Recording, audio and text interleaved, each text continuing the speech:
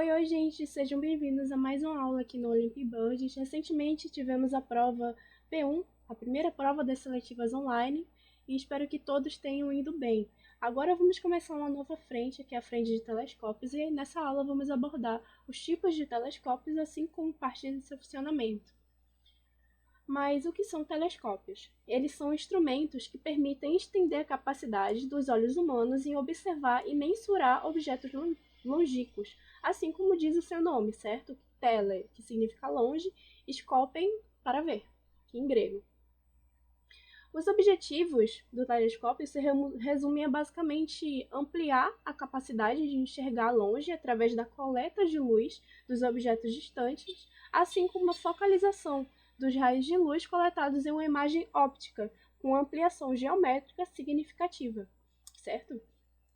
E a gente está aqui tratando os telescópios ópticos, que eles utilizam a luz visível para formar uma imagem. No final da aula, a gente vai dar uma olhadinha nos radiotelescópios que utilizam ondas de rádio. Os telescópios ópticos podem ser classificados de acordo com o princípio óptico de funcionamento e o tipo de montagem e sistema de orientação. Refratores e refletores, e equatoriais e altazimutais. Esses dois últimos, equatoriais e altazimutais, os tipos de montagem e sistemas de orientação, a gente vai ver na próxima aula. Enquanto nessa aula aqui a gente vai tratar sobre os refratores e os refletores.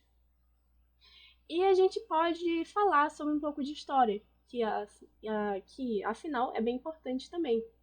O primeiro instrumento, diferente do olho humano empregado para observar os astros, foi a luneta astronômica, que é, na sua concepção mais simples, formada por um conjunto de duas lentes. A gente vai ver como que é formado mais na frente. Apesar de não haver uma origem tão clara, acreditaram a Isaac Newton a construção do primeiro telescópio refletor em 1668. Antes da gente tratar e ver os tipos de telescópio, seria interessante a gente rever, certo, o princípio da refração e da reflexão. A refração é basicamente a mudança na direção da luz ao atravessar diferentes meios, certo? Então perceba que um prisma aqui maior, de uma largura maior, ele vai ocasionar uma maior deflexão de acordo com esse eixo aqui que a luz seguiria se não houvesse essa mudança de meio, certo? Então, aqui ocorre uma primeira refração a passar do ar para o outro meio, e aqui ocorre uma segunda refração a passar desse meio aqui para o ar, certo? Então, observe que é uma maior deflexão. Aqui um prisma menor, percebam que tem uma menor deflexão. Então, como que a gente pode aplicar esse conceito de prismas no meio de telescópios? A gente sabe que os telescópios eles utilizam lentes, certo? Então, as lentes elas podem ser entendidas como uma composição de prismas, de vários prismas, certo? Então, aqui a gente tem que a luz incidindo aqui em cada um desses prismas, elas vão aqui para um foco, que é chamado de ponto focal, certo? Então, a distância daqui da lente para o ponto focal é a chamada de distância focal, que é bem importante que a gente vai utilizar ela bastante para vários cálculos acerca de aumento, de magnificação e outros cálculos. E aqui a gente tem o eixo focal, certo?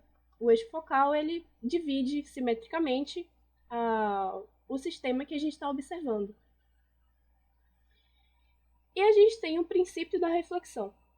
A reflexão da luz, o princípio da reflexão, diz sobre basicamente a reflexão da luz ao incidir em uma superfície com um ângulo de incidência igual ao ângulo de reflexão.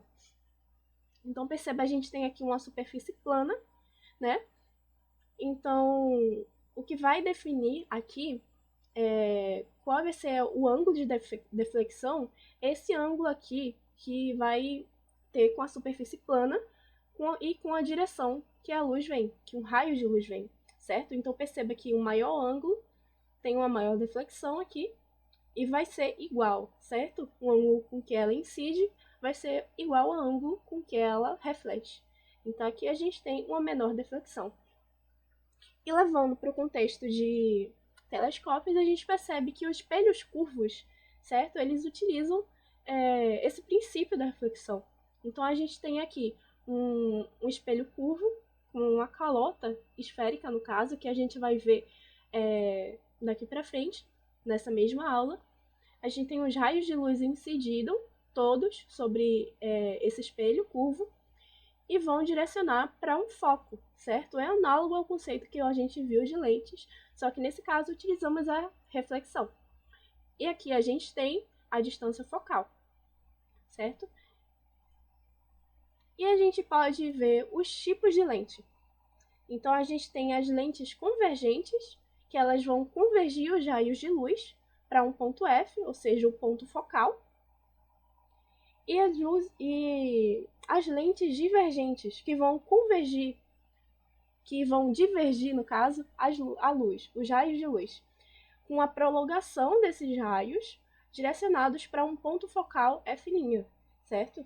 Em vez do ponto focal estar aqui, ele está aqui. Porque, na verdade, em uma lente existem dois pontos focais, um na frente e um atrás, dependendo do eixo que você coloca aqui no seu sistema. Então, aqui a gente tem algumas propriedades bastante interessantes para a gente analisar. A gente tem aqui o plano focal, certo? Que é o plano focal. É o plano que vai conter o ponto focal. Ou seja, o ponto focal ele vai estar localizado no eixo óptico, que é aquele eixo de simetria, e vai conter o plano focal. Então, a gente tem aqui que esses raios que vêm paralelos aqui, perceba que eles não estão paralelos ao eixo óptico, mas estão paralelos entre si. Eles vão convergir em um mesmo foco, certo? A gente descobre aqui esse foco porque esse raio de luz que passa pelo centro óptico aqui, que é o centro da lente, ele não vai convergir, certo? Então, esse aqui, que está paralelo, ele vai convergir para o foco, que se chama foco secundário, imagem. E do mesmo jeito, raios de luz que vêm do foco secundário, ou seja, um objeto, eles vão passar pela lente e vão sair paralelamente entre si.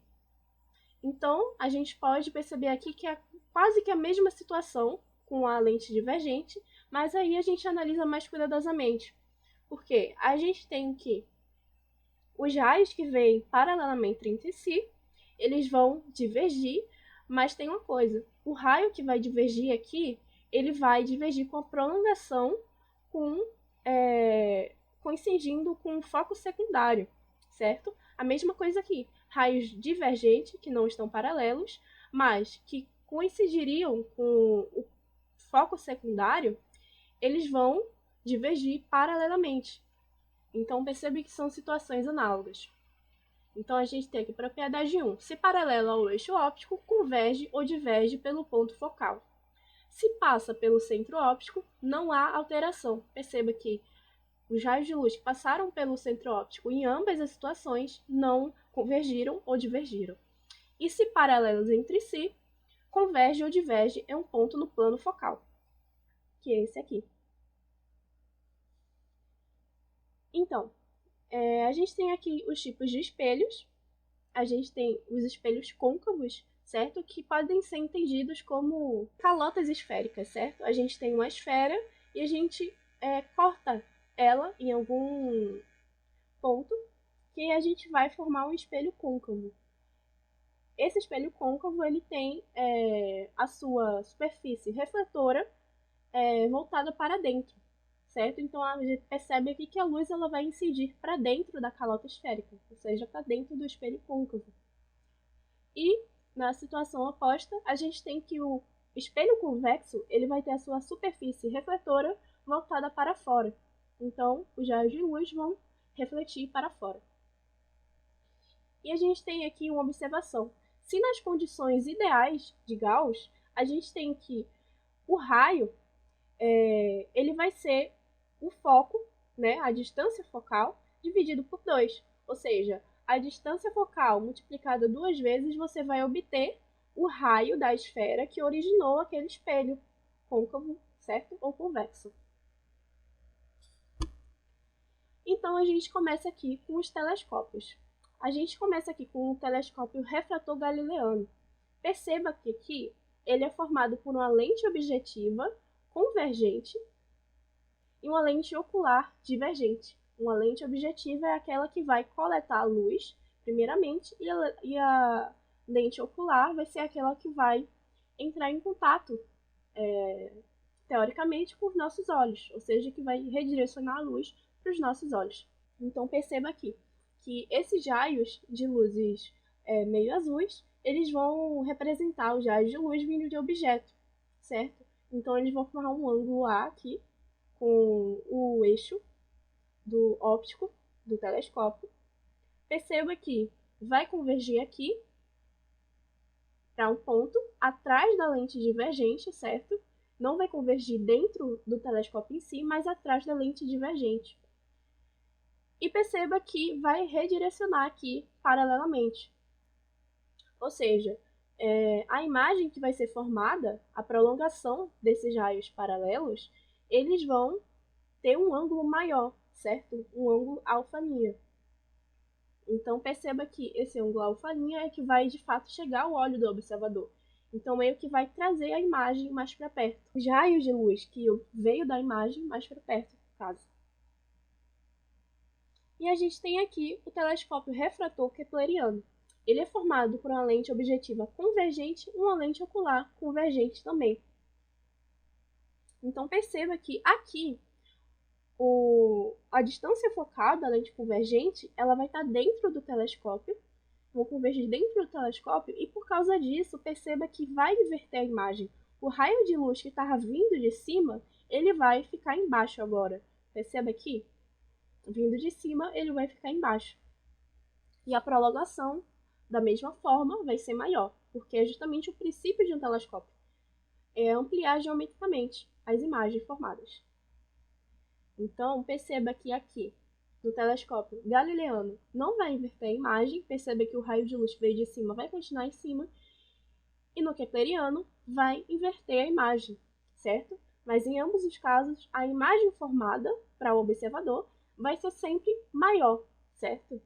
Esse ângulo alfa-linha. Então a gente tem aqui os problemas dos refratores, certo? Porque a gente sabe que na prática a gente nem sempre consegue colocar a teoria, certo?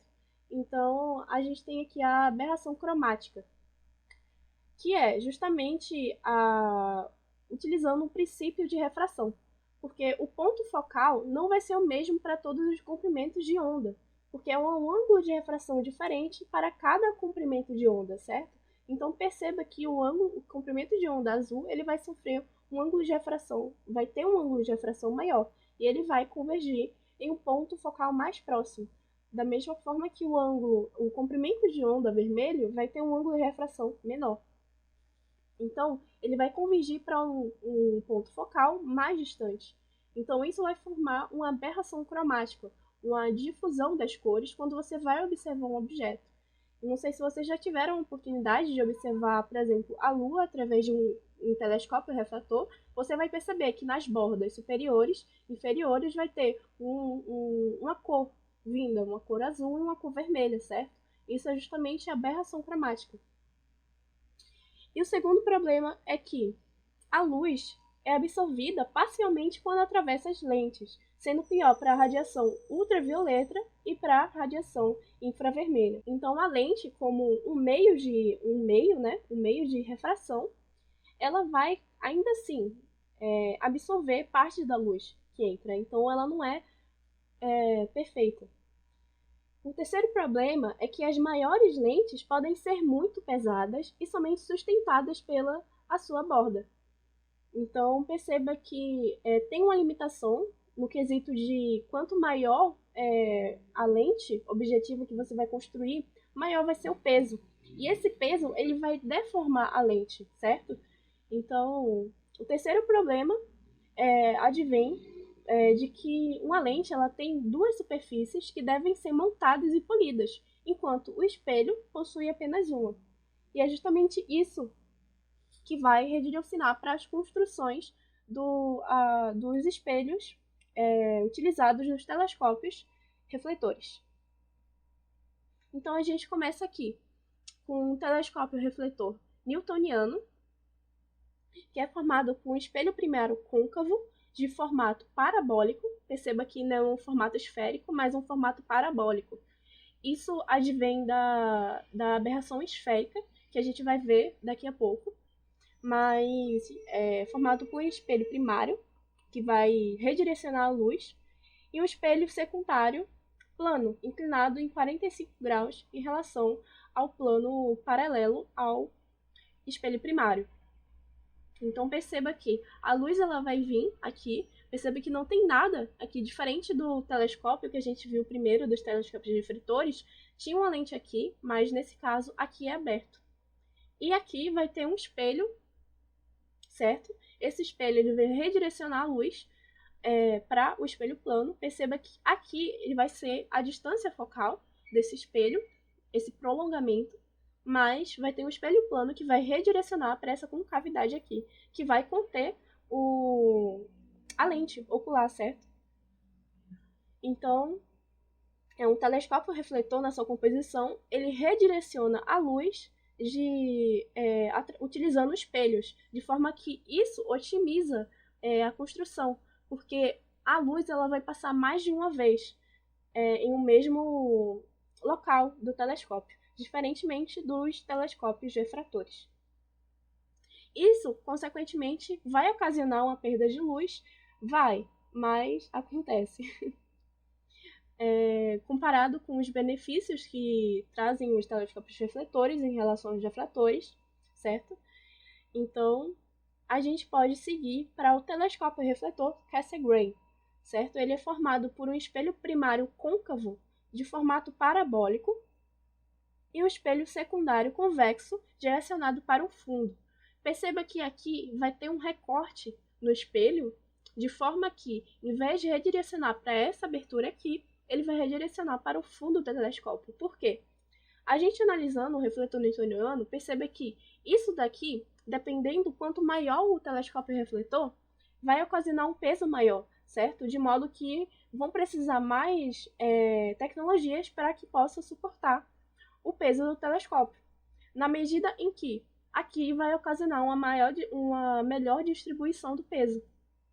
Então a gente tem aqui a abertura, vai coletar a luz, direcionando para o espelho primário, de formato parabólico, para um espelho secundário convexo, direcionado para o fundo. E a gente pode seguir para o telescópio refletor Calder. Ele possui um espelho primário e secundário, semelhante ao Cassegrain. Perceba que aqui tem um espelho parabólico também, só não tem aquele recorte, mas vai ter de forma análoga um espelho secundário aqui, plano, redirecionando para cá.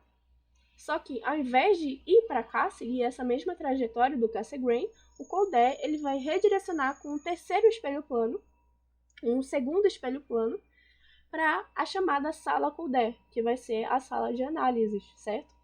Então, é muito utilizado também em telescópios, radiotelescópios também, essa sala Calder. Então, a gente pode analisar os problemas dos refletores. A gente tem aqui a aberração esférica, porque o foco ele vai se formar mais perto do espelho para feixes que incidem nas bordas, certo? Então, a gente tem aqui que os raios de luz que vêm aqui na parte de cima, eles vão ter um focal mais distante. É análogo para o caso da refração, em diferentes comprimentos de onda, certo? Mas para os espelhos esféricos, eles vão vir do fato justamente pelo esse efeito de borda. E a gente tem aqui a aberração de coma, que é justamente pela imagem de objetos mais distantes do centro, eles vão se distorcer, no caso. Então perceba que aqui vai vir a imagem, só que ela vai ficar distorcida, oriunda justamente desse distanciamento do centro do campo. Então a imagem formada aqui ela vai ficar distorcida. Essa é a aberração de coma. Então perceba que aqui os refletores, eles ocasionam mais problemas em relação à óptica, diferentemente dos refratores, que incluíam aberração cromática, mas também fatores físicos. E essa aberração de coma, ela pode ser corrigida através de outras lentes ou outros espelhos, certo? Principalmente lentes. Então, a gente pode seguir aqui para os telescópios compostos, que vão ser formados por essas lentes corretoras aqui, que vão diminuir aqueles efeitos que a gente viu anteriormente. Então, a gente tem aqui o Schmidt Cassegrain, certo? Que ele vai ser composto por uma placa Schmidt aqui, na abertura. Perceba que ela vai ser circular. A gente está vendo aqui ele um corte 2D, mas ela vai ser circular. Então, vai minimizar esse efeito. Só que essa placa Schmidt, ela na prática é muito cara, de modo que foi desenvolvida uma segunda, certo? Que é o menisco de Max-Dove, que ocasiona o Max-Dove Cassegrain.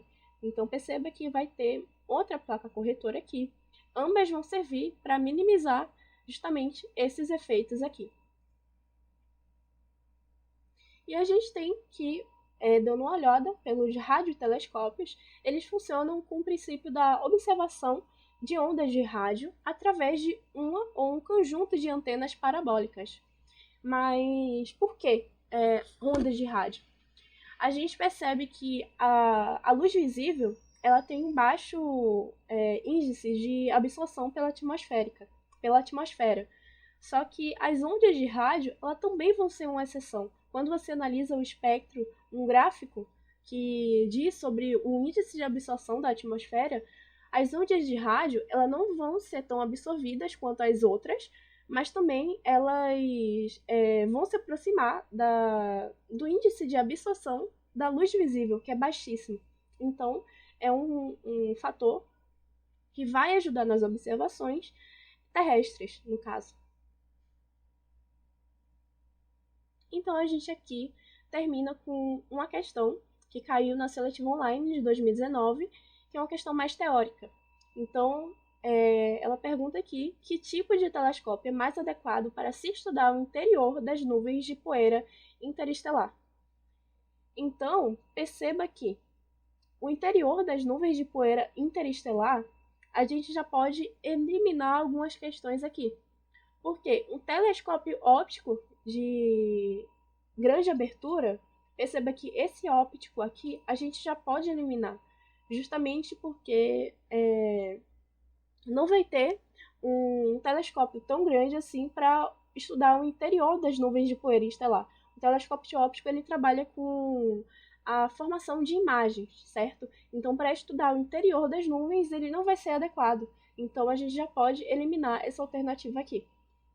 Então, a gente fica entre A, B e E. Perceba aqui, quando a gente analisa os diferentes comprimentos de ondas e os efeitos, quando eles passam por e-mail, os comprimentos de ondas maiores eles vão ser menos absorvidos pelo meio. No caso, quando a gente observa a atmosfera, por exemplo, o comprimento de onda azul é o que vai causar justamente a cor do céu que a gente vê. Porque o comprimento de onda azul ele vai ser menor e ele vai ser justamente mais absorvido, enquanto o comprimento de onda vermelho ele vai ser mais visível, na medida que no pôr do sol, por exemplo, a gente vê o sol vermelho, certo? Mais puxado para uma cor avermelhada, que é justamente por causa desse fato de que o comprimento de onda vermelha ele vai ser maior e menos absorvido, consequentemente, em relação ao comprimento de onda azul. Então, se a gente perceber isso, se a gente tiver isso em mente, a gente pode perceber que é análogo para o interior das nuvens de poeira interestelar, certo? Então, ultravioleta e raios gama, eles são comprimentos de ondas muito pequenos, certo? Então, eles vão ser facilmente absorvidos. Enquanto o radiotelescópio, ele funciona com ondas de rádio. Ondas de rádio possuem um comprimento de onda muito grande, certo? Então, esse tipo de telescópio, a onda de rádio, é o mais adequado para analisar o interior, de estudar o interior de nuvens de poeira interestelar. Então, é a letra A. E é isso. Espero que vocês tenham gostado dessa aula introdutória a gente foi uma aula mais teórica, certo? Então, a gente estudou os tipos de telescópio refratores, kepleriano, galileano e os refletores, certo? Então, na próxima aula, a gente vai ver os tipos de montagem de telescópio e as relações entre distância focal e etc. E é isso, muito obrigada.